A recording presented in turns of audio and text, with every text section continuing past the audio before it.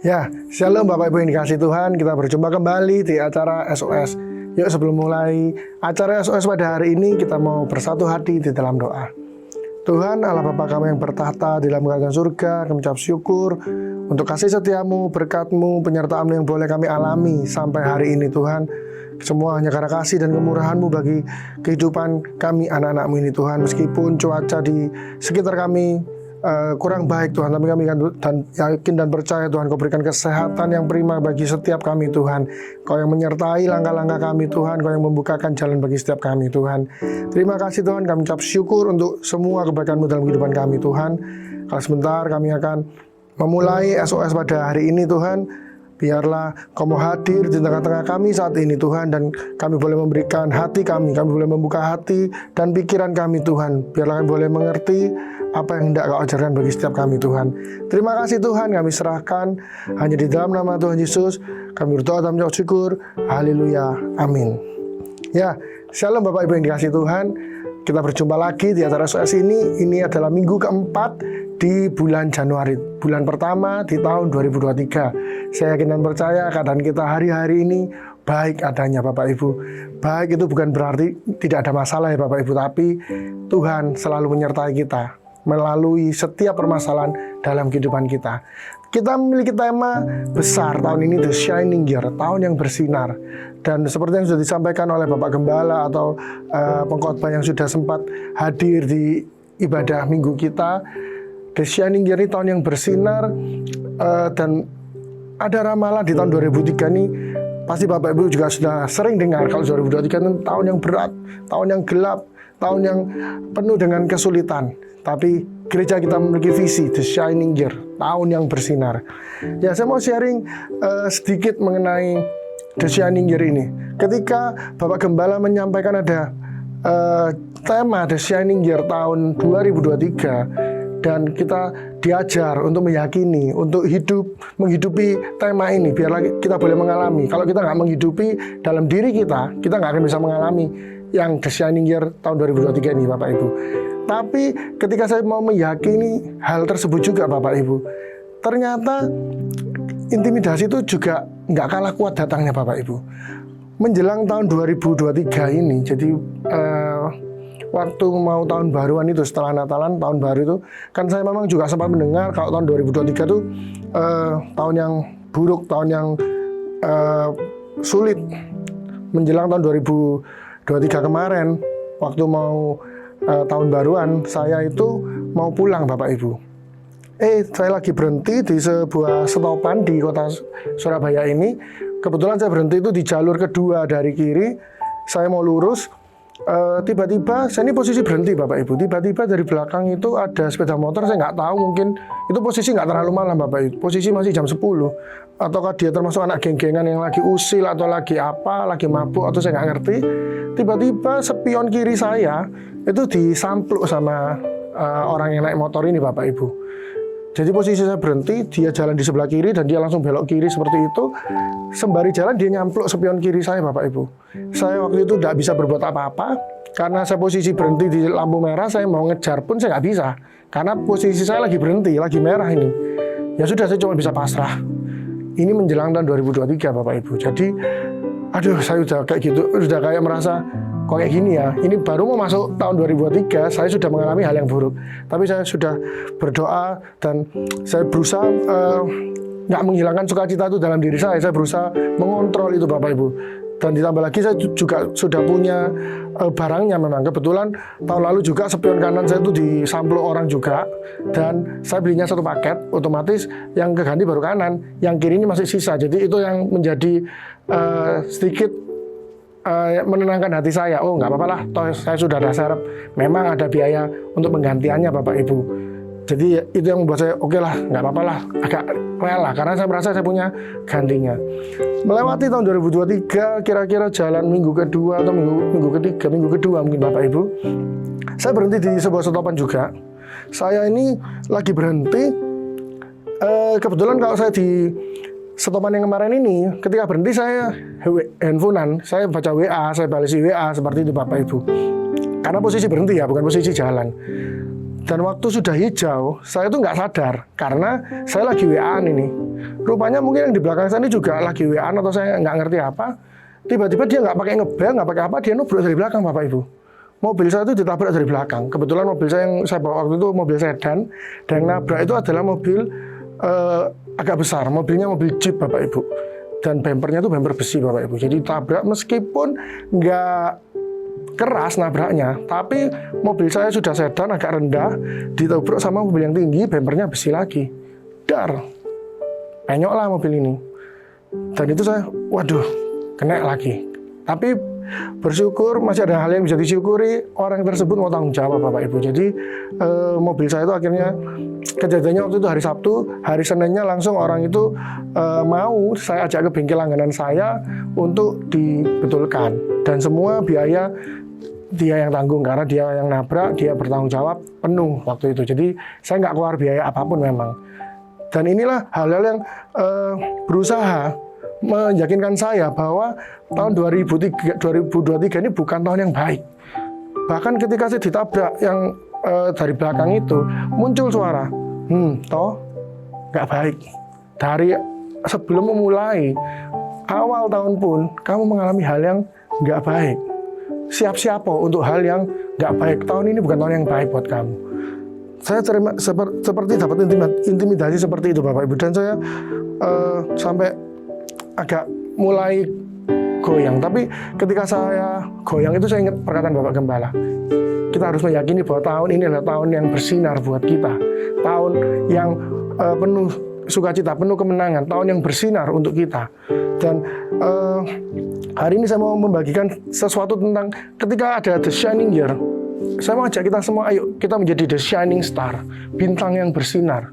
Jadi ketika kita menghidupi, oh ya ini tahun yang bersinar buat aku. Yuk kita melakukannya, kita meyakininya, juga kita berbuat, kita menjadi Shining Star di tahun 2023 ini. Mungkin hal-hal apa yang sudah tertunda sejak pandemi mungkin toko kita sudah sepi, mungkin proyek kita sepi, mungkin hal-hal buruk sering terjadi di kehidupan kita, mungkin dari pandemi belum sempat kembali ke normal.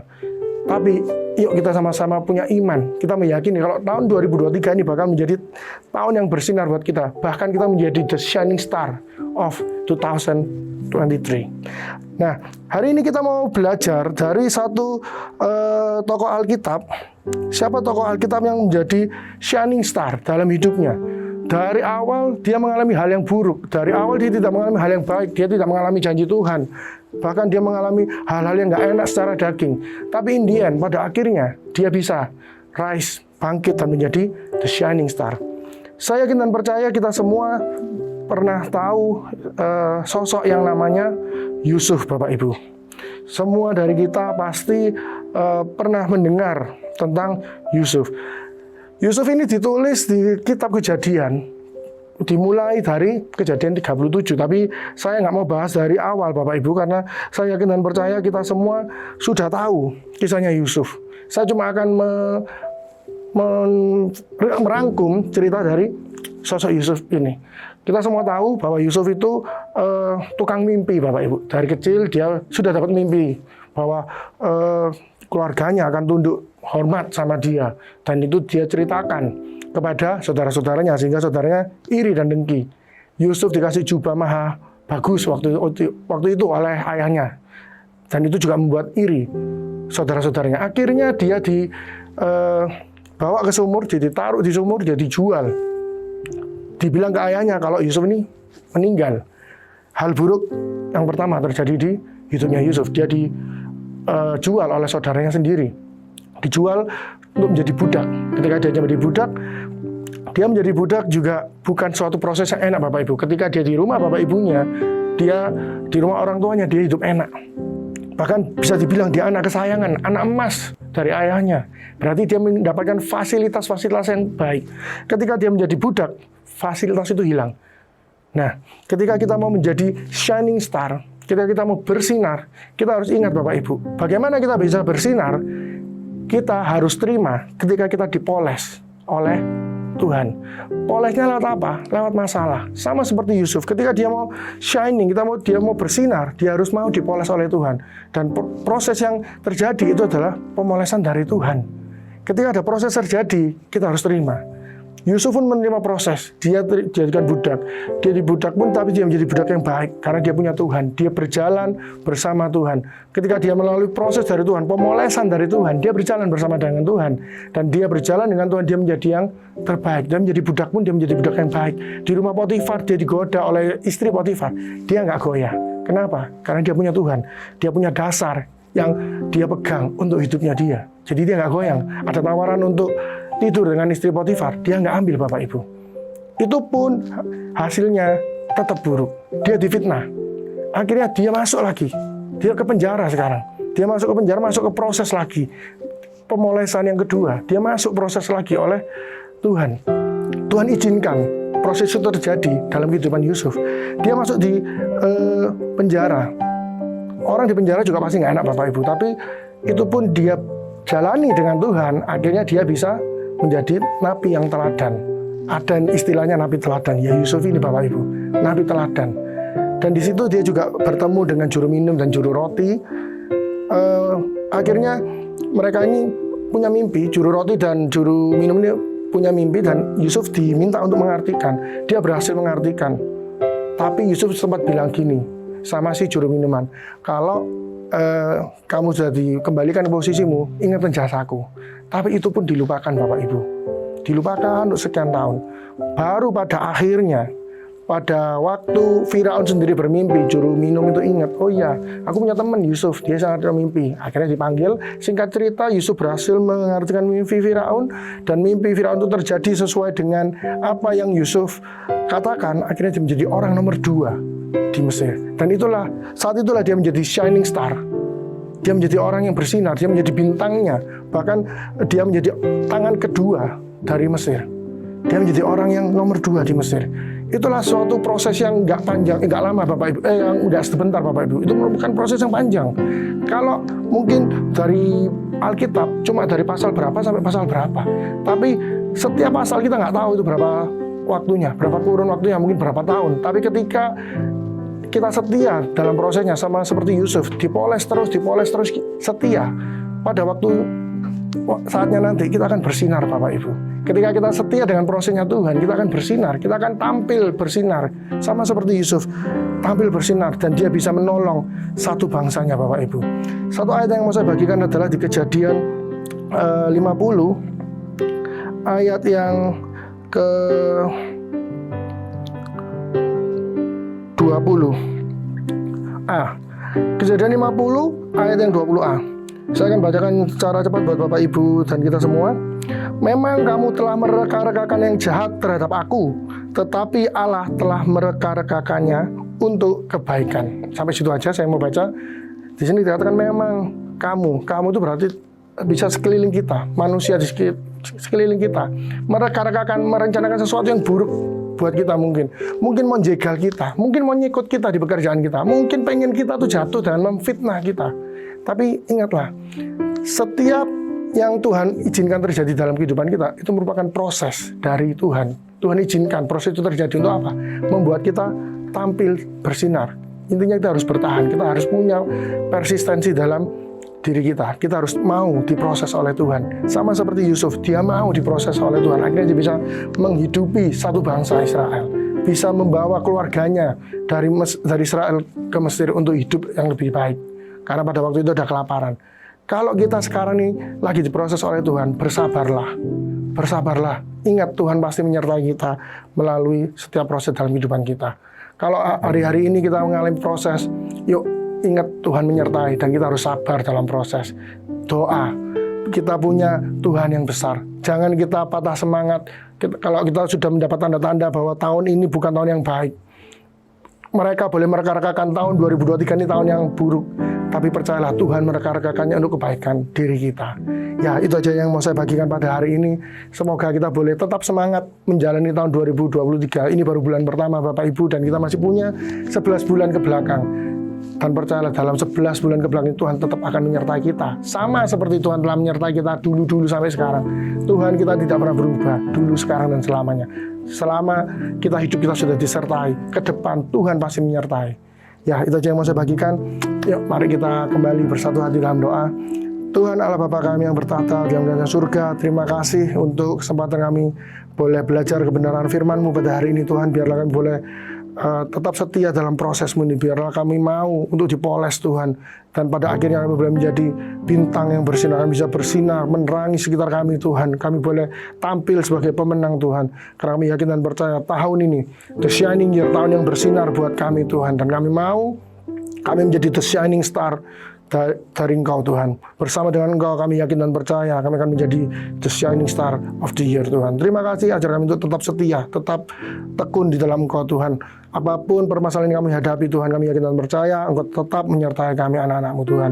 Terima kasih Tuhan, kami juga bersatu hati berdoa untuk bangsa dan negara kami Tuhan. Kau berkati setiap pemimpinnya Tuhan, apapun yang mereka kerjakan boleh mereka kerjakan atas dasar takut akan Engkau Tuhan. Dari pemimpin tertinggi sampai terendah Tuhan, Kau berikan hikmat-Mu, Kau berikan rasa takut akan Engkau Tuhan. Biarlah mereka boleh menjalankan kewajiban dan tanggung jawabnya dengan penuh sukacita Tuhan. Terima kasih, kami juga berdoa untuk gereja yang kami kasih ini Tuhan, gereja Imam Matrajani Tuhan. Biarlah Kau mau berkati terus Bapak Gembala, Ibu Gembala dan keluarga di tempat ini Tuhan, yang menjadi panutan dan role model buat kami Tuhan. Terus berikan kekuatan, sukacita bagi mereka Tuhan, kesehatan yang prima bagi mereka Tuhan. Dan biarlah Engkau terus bimbing, berikan hikmat-Mu dalam mengembalakan kami domba-domba-Mu ini Tuhan. Terima kasih Tuhan, pertemukan kami di SOS berikutnya. Biarlah kami boleh semakin hari semakin setia, semakin taat dan semakin antusias dalam belajar kebenaran firman Tuhan. Terima kasih Tuhan, kami serahkan segala aspek hidup kami tanpa terkecuali di dalam tangan-Mu Tuhan. Hanya di dalam nama Tuhan Yesus kami mengucap syukur. Haleluya, amin. Ya, sekian SOS pada hari ini. Kita berjumpa di SOS berikutnya. Tuhan Yesus memberkati.